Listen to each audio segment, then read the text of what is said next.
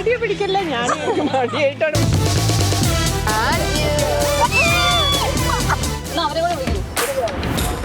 ഈ ചേട്ടനെ പെട്ടിയ ആളാണ് ആ ചേട്ടൻ. ശബരിമല സ്വർണ്ണക്കൊള്ള, PM ശ്രീ വിവാദം, രാഹുൽ മാങ്കൂട്ടത്തിലിന്റെ അറസ്റ്റ്, ക്ഷേമ പെൻഷൻ, അഴിമതി, വികസനം, അങ്ങനെ എത്ര വിഷയങ്ങള്. ഇതെന്താ ഇപ്പൊ പറയാൻ കാരണം?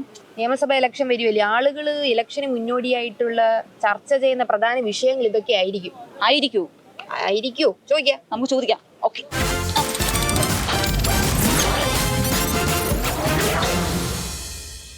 ഒഴിവെള്ളപ്പൊക്കെ വന്നിരിക്കും. കടൽ കാണാൻ വലിയ ഇഷ്ടമാണ്. ആ സമയത്ത് തോന്നുന്ന ഒരു വിഷയമാണ് ജനങ്ങൾ പരിഗണിക്കണത്. പ്രത്യേകിച്ച് ഇപ്പം ഈ ഒരു പെൻഷനൊക്കെ കൊടുക്കണ ഇത് വെച്ച് നോക്കുമ്പോൾ ഈ ഗവൺമെൻറ്റിന് ഒരനുകൂലമായിട്ട് വരും. കൂടുതലും ശബരിമല സ്വർണ്ണക്കൊള്ള തന്നെ ജയിക്കും. അതെങ്ങനെ ഇത്തവണത്തെ ഇലക്ഷനെ സ്വാധീനിക്കുമെന്ന് തോന്നുന്നു? അത് അന്വേഷണം പറ്റുള്ളത്, അന്വേഷണം പറ്റാന്നല്ലേ പറയാൻ പറ്റുള്ളൂ. നിലവിൽ എൻ്റെ അഭിപ്രായത്തിൽ ഇനി ഇവിടെ BJP വരണം. BJP വന്നാലേ ഇവിടെ കേന്ദ്ര ഭരണത്തിൻ്റെ ഒരു ഗുണം കേരളത്തിൽ കിട്ടണമെങ്കിൽ BJP വരണം. വികസനമാണ് ഇനി ഇവിടുത്തെ നേട്ടം. മാറ്റം അനിവാര്യമാണല്ലോ. സത്യം പറഞ്ഞാൽ നമുക്ക് ഈ ഭരണം ശരിക്കും മടുത്തു എല്ലാവർക്കും. നിലവിലുള്ള സാഹചര്യത്തിൽ അവിടെ അയ്യപ്പൻ അവിടെ ഉണ്ടോയെന്ന് സംശയമാണ്.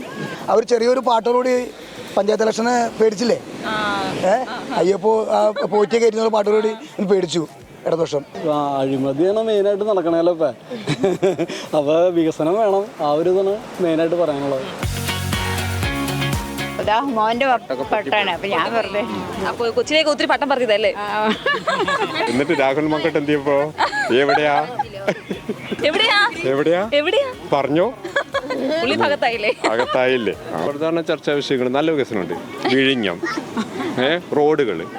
നെഗറ്റീവ് ആണെങ്കിലോ? നെഗറ്റീവായിട്ട് കാര്യമൊന്നുമില്ലേ, പ്രാദേശികമായിട്ടുള്ള ചെറിയൊരു പ്രശ്നങ്ങളുണ്ട്, അതേ ഉള്ളൂ. ശബരിമല തന്ത്രിമാരല്ലേ, അത് ആ പിണറായിക്ക് എന്താ പങ്കയില്? ഒരു പങ്കുമില്ലല്ലോ. ഇതെല്ലാം രാഷ്ട്രീയത്തിന്റെ ഒരു കളിയല്ലേ. ഓരോരോ ഇഷ്യൂസ് കൊണ്ടുവന്ന് ഈ ഇലക്ഷന് മുന്നേ കൊണ്ടുവന്ന് അതൊരു എന്താ പറയുക, ഒരു മെയിൻ റീസൺ ആക്കി എടുത്തു കഴിഞ്ഞാൽ ഓരോ പാർട്ടിക്കാർക്കും അതിന് ബെനിഫിറ്റ് ഉണ്ടാവും. നാട്ടിൽ രാഷ്ട്രീയമൊക്കെ ശ്രദ്ധിക്കാറുണ്ടോ? ഇല്ല, താല്പര്യമില്ല. നമുക്ക് വേണമെന്നുണ്ടെങ്കിൽ നമ്മൾ പണിയെടുക്കുക തിന്നും. നമ്മൾ വോട്ട് ചെയ്യുന്ന ആൾക്കാർ വോട്ട് ചെയ്യും, അവർ പറയും നമ്മൾ ഇന്നത് ചെയ്യും അത് ചെയ്യും എന്ന് പറയുമെങ്കിലും ഇച്ചിരി കഴിഞ്ഞ് അവർ ജയിച്ചു കഴിയുമ്പോൾ പിന്നെ ആ വഴിക്ക് വരെ ചിലപ്പോൾ അവരെ കാണാറില്ല. എനിക്കിപ്പോൾ 40 വയസ്സായി, ഇതുവരെ ഞാൻ വോട്ട് ചെയ്തിട്ടില്ല. വേറെ ഒന്നും കൊണ്ടല്ല, ഞങ്ങൾ ഇപ്പോൾ 15-16 വർഷമായിട്ട് കേരളത്തിലില്ല. ആര് വരുമെന്നായിരിക്കും?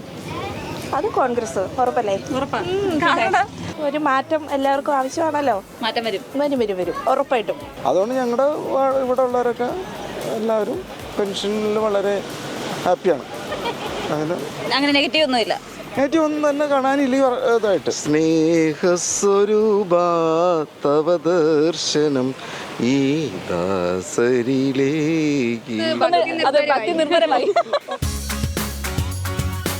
സരു, എങ്ങനെ ഉണ്ടായിരുന്നു ചെറായി ബീച്ചിന്റെ ഒരു വൈബ്? ചെറായി ബീച്ചിന്റെ വൈബ് ആളുകൾക്ക് പലർക്കും അഭിപ്രായങ്ങളുണ്ട്, പക്ഷെ പലരും അത് തുറന്നു പറയുന്നില്ല. എനിക്ക് തോന്നുന്നു അവർക്ക് വോട്ടിലൂടെ പ്രതികരിക്കാനാകും.